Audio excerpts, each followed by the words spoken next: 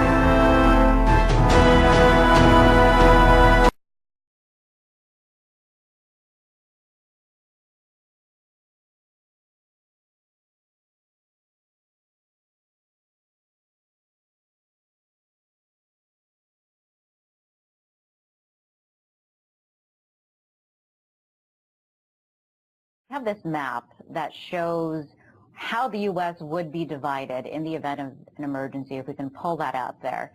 There it is. So this is how the U.S. will be divided into districts. You see 10 of them there. This is according to the National Emergency Center establishment. It gives FEMA and the Department of Homeland Security jurisdiction over what goes on in these places during a time of emergency.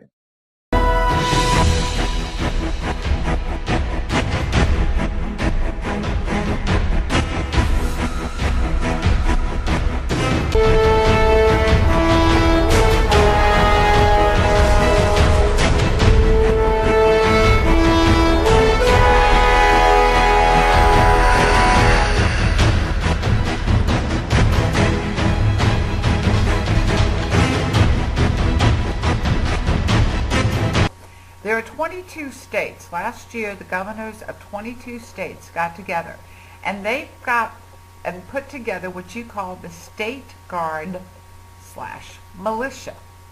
And the reason why they did this is the National Guard, the federal government, has taken all the different equipment of the National Guard and taken it over to Iraq and Afghanistan. So the governors have asked the federal government for the equipment again. And the federal government says, too expensive.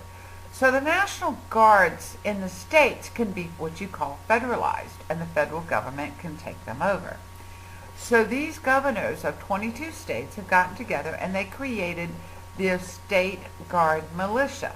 And they did this so the equipment and the personnel and the people that are volunteers are governor, they are state controlled, they can never be federalized. The federal government can never come and get any of the equipment and can never take over the personnel. So the governors did all of this to protect themselves and with everything going on. Well, this person was at a meeting a couple of weeks ago, and it was one of the a training meeting for the state militia, and they said a very high-ranking official told them at the meeting that these armored vehicles were being stopped when they were coming from Kentucky into Tennessee. The state militia has stopped them, the state guard, and has not allowed them into Tennessee. But when they stopped them, this is where it gets really bizarre. They had Department of Homeland Security uniforms, but they were Eastern European, and they assumed Russian. They appeared and they spoke in the way of Russian. Now, these are people that are controlling those armored vehicles that are Russian. What are they doing as part of Homeland Security? Then the person also told me that up in Gatlinburg, there is, right there at the Smoky Mountains, people are being stopped and questioned by Homeland Security, and that it is being reported, many people have reported, that they are Russian. The Homeland Security, that people that are stopping them and questioning are Russian.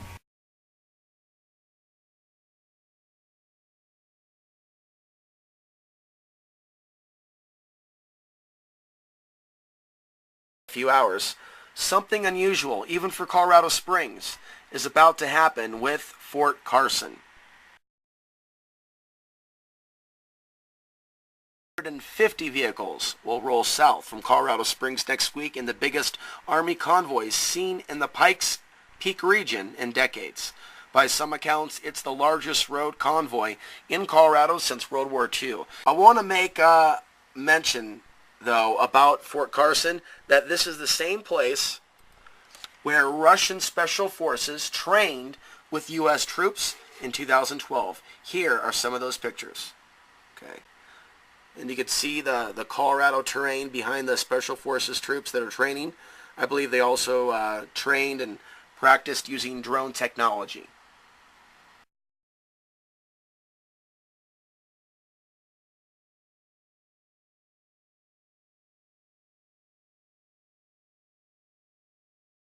Сегодня на американской военной базе Форт Карсон в штате Колорадо слышна русская речь. Впервые со времен Второй мировой войны русские и американские десантники выполняют... Наверное, даже в самом жутком кошмаре не могло присниться, что он будет жить бок о бок с десантниками из Подмосковья. Но современные зеленые береты на военной базе Форт Карсон в штате Колорадо даже рады такому знакомству.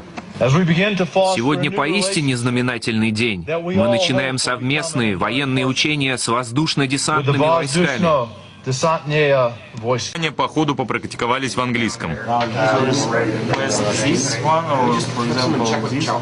Дружно по-армейски.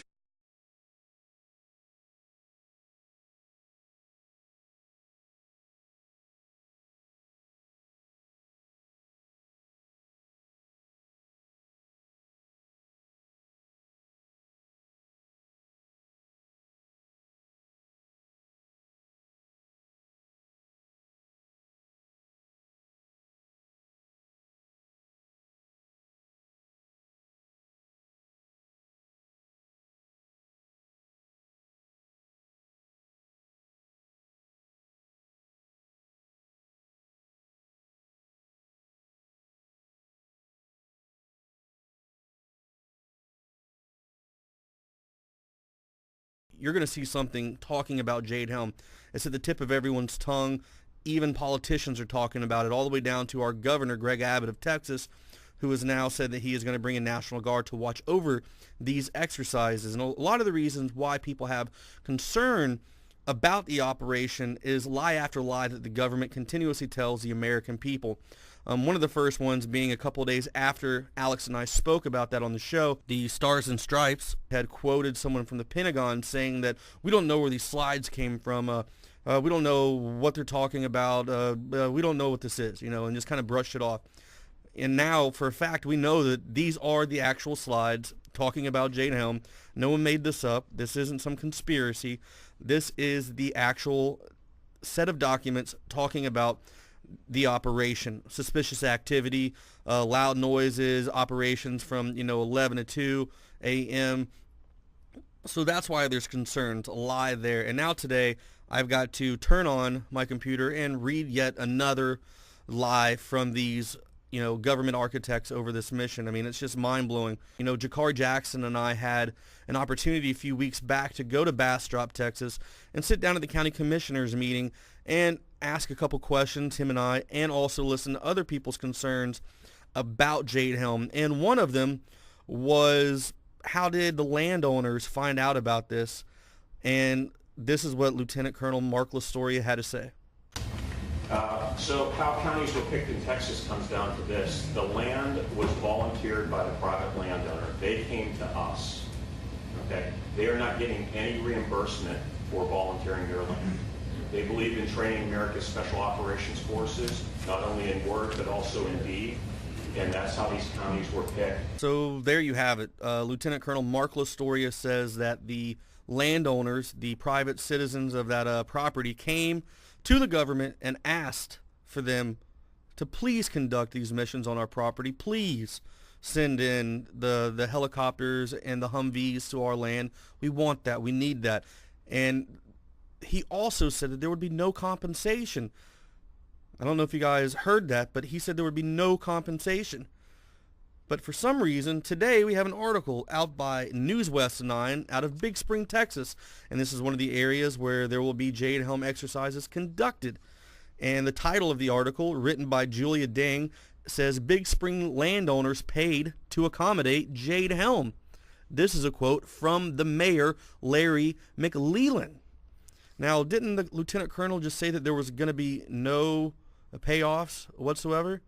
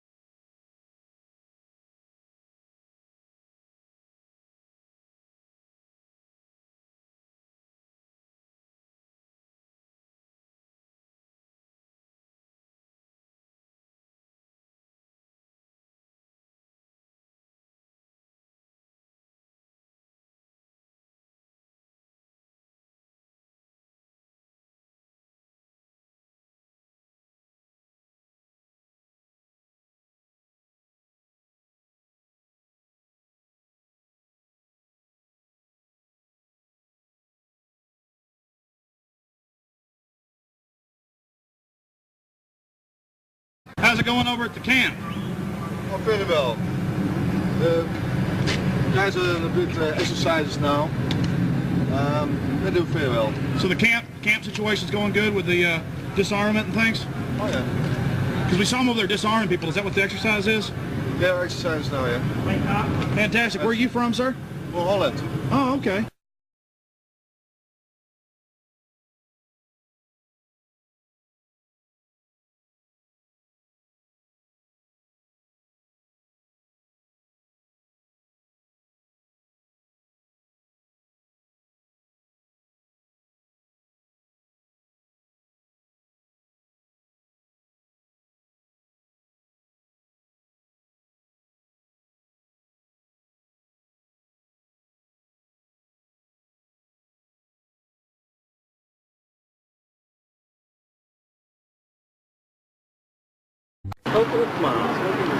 Typical of what you see in an urban environment, people hanging out, doing nothing. And as we know, idle time is the devil's hands. Right? We've been saying people don't have jobs, they don't have a home to go to, or a home that they want to go to, so they just hang out all day long. You have a local religious leader over there in the Nun. You have a church right here. You have some Marines conducting an interview over here, it looks like.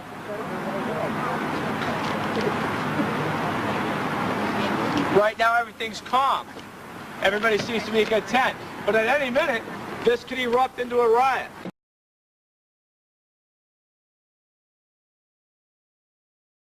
Surreal. You never expect to do this in your own country. Walking up and down these streets, you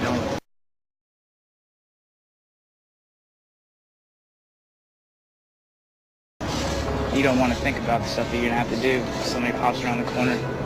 We shoot in America. Yeah.